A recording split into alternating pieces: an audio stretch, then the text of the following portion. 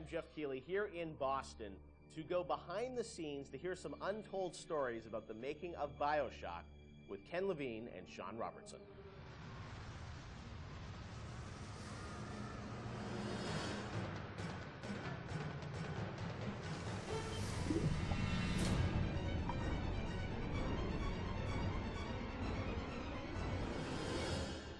Let's talk a bit about the theme and setting of Bioshock, Rapture.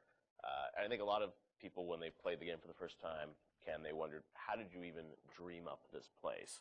And I know you said publicly before that part of the reason you what led you to Rapture was this idea of fully simulating a place. Tell us about that sort of idea and the frustrations you had with other games where you sort of hit a bound. I think our philosophy was always to do what we were doing 100% rather than try to do something bigger and do it 50% or 40%. So one of the ideas of, and this sort of came from System Shock 2 as well, where you focus on an area that you can really bring to life and you kind of eliminate the questions of, well, why can't I go over the bridge to New Jersey? So we were able to really make a place, I think, that felt believable and real, even though in actuality it was really quite limited. But we just sort of dressed it with all these buildings outside that were all, were all basically glorified fakes. We let the story drive what we needed to show rather than some kind of like predetermined map which we set down, which is a little different than like System Shock 2, where we actually mapped a spaceship out deck by deck. Yeah. Because I don't know what the philosophy felt a little different there, because you want to feel like a real spaceship that was sort of stacked on top of each other. Rapture was free to sprawl across the ocean floor.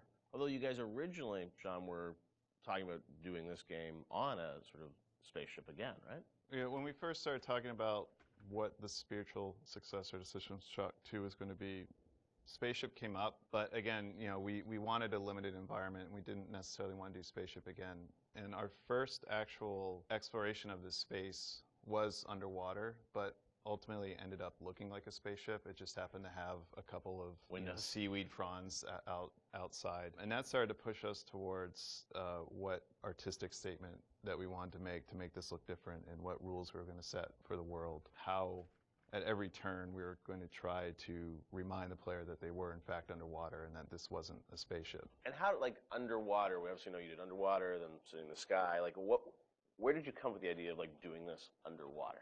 I think there was probably a conversation. It's like, well, what kind of places could be cut off from other places? Yeah. Like, well, spaceship, summer camp, any island notion, right? Something that's cut off from the rest of the world. Yeah. So you never felt like you should be able to go over that bridge to New Jersey. I don't want to apply some deep and meaningful conversation. I think it was one of those ideas that you just kind of say, and then everybody's, that sounds cool. Let's try that.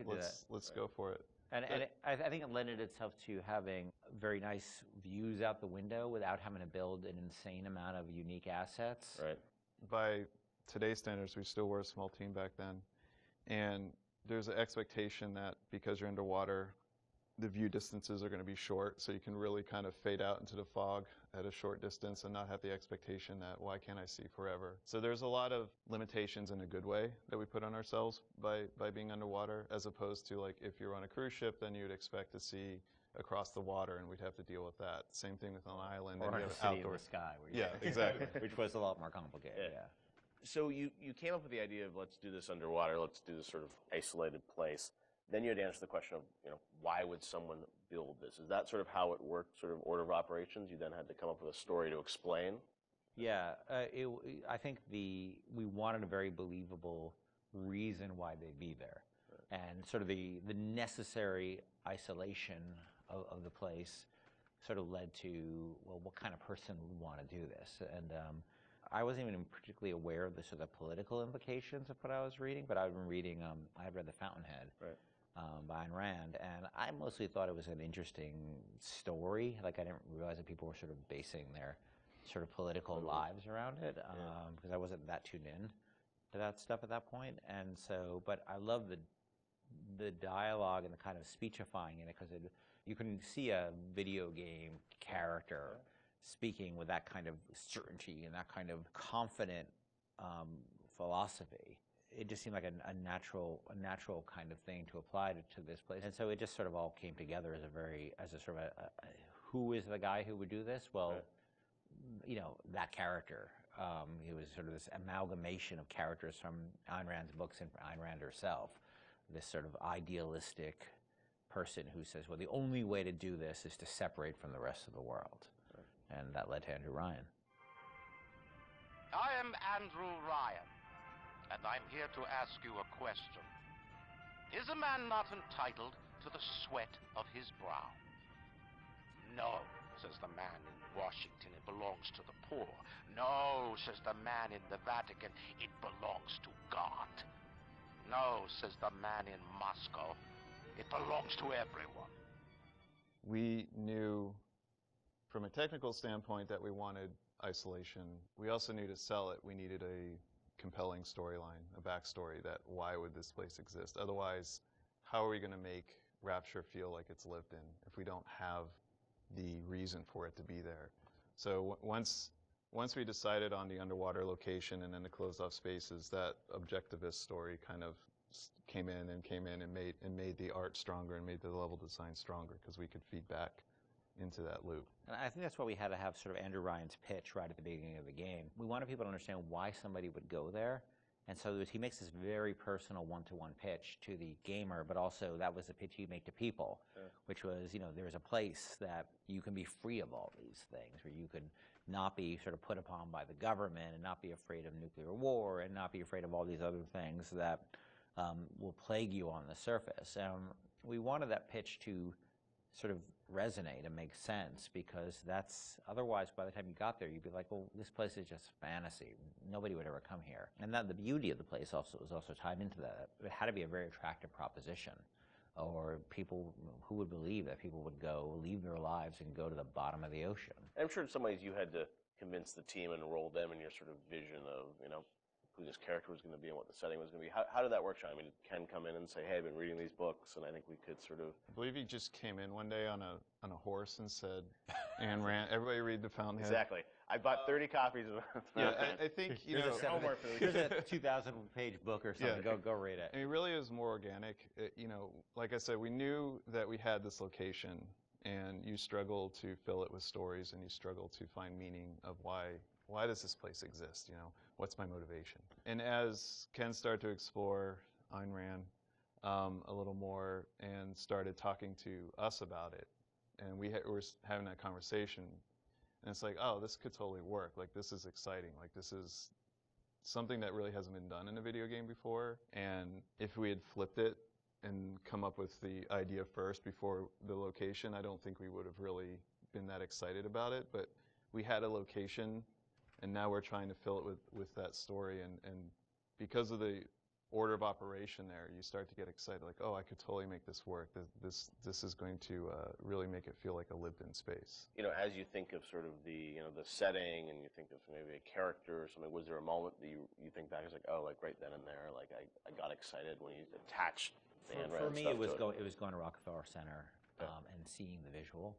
Uh-huh. So I told this story before, but my wife and I were in New York, and we went to Rockefeller Center, which was, if you go to Rockefeller Center, it basically looks exactly like Rapture. It's because every building, you're sort of encircled. It's this block in New York, or a couple of blocks in New York, where Radio City Music Hall is, and where 30 Rockefeller Plazas, where you see that show 30 Rock, and the ice skating rink, and where they put the Christmas tree, and it's this very iconic location. But what's cool about it, it's all one, unlike the rest of the city. Everywhere you look, it's one architectural style. It's Art Deco. And it's very iconic Art Deco. And my wife and I were there, and we were sort of working on the game, and we didn't have a visual style. And all of a sudden, I started looking around, and I said, oh, this could be a visual for the game. Also, the geometry of it was actually quite conducive to making a video game, because it wasn't overly complicated geometry. Art Deco is quite bold and simple. Bold and geometric, and simple. And so my wife and I bought a couple of Taurus cameras before iPhone cameras, exactly. Throwaway cameras, Yeah, throwaway cameras, those little Kodak things, and we just started photographing doorknobs and light fixtures, and sort of developed the photos. Remember that? Brought them in and said, "Come to the office. Here's a stack of stuff, here's a Sean. stack of photos. Take a look. I'll see you guys in a couple of years. Go make this." City where the artist would not fear the censor, where the scientist would not be bound by petty morality, where the great would not be constrained by the small.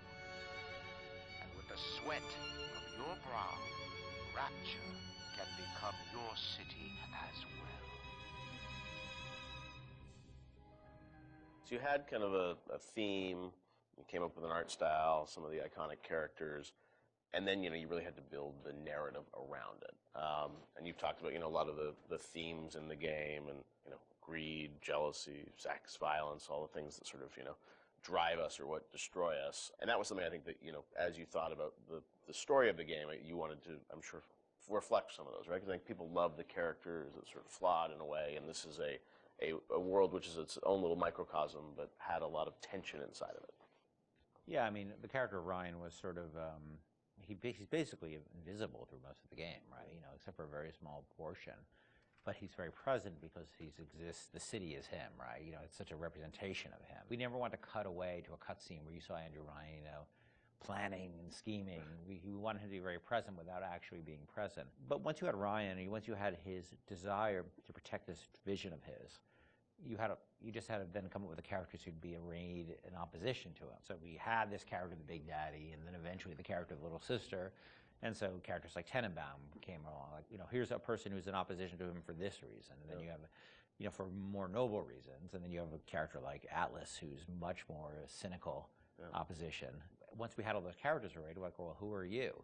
And, you ended up being a sort of, a pawn in the middle of all this opposition to Ryan. We just kept sort of homing in on that theme and making sure that you weren't, eventually figuring out that you couldn't just be here by an accident, that you're an integral part of this story, even though you don't know you're an integral part of this story. You think you're just there by happenstance.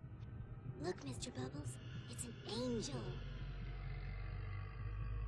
I can see light coming from his belly. Wait a minute, he's still breathing. It's all right.